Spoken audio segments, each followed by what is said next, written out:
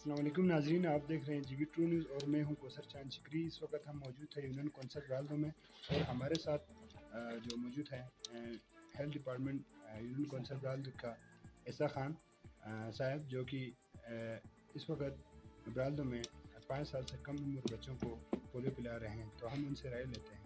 السلام علیکم۔ وعلیکم السلام کوثر چاند صاحب، آپ کو بہت بہت شکریہ، ہم نے اپنے چینل پہ بلایا، ہم نے بہت شکریہ آپ کا۔ تو ڈاکٹر صاحب، ابھی آپ یونین کونسل برالدو میں کون سا ٹیم ہے ابھی جو آپ لوگ پولیو پلا رہے ہیں؟ جی سر، میں علاقہ برالدو کے پسماندہ علاقہ برالدو کیٹو کے دامن میں موجود علاقہ پھت اور پکورو اور چونگو کا میں ٹیم لیڈر ہوں سر، اور میں 5 سال تک کے بچوں کو پولیو کے قطرے پلایا جا رہا ہے سر، اور اس کے ساتھ اضافی خوراک وٹامن اے کی بھی خوراک دی جا رہی ہے سر۔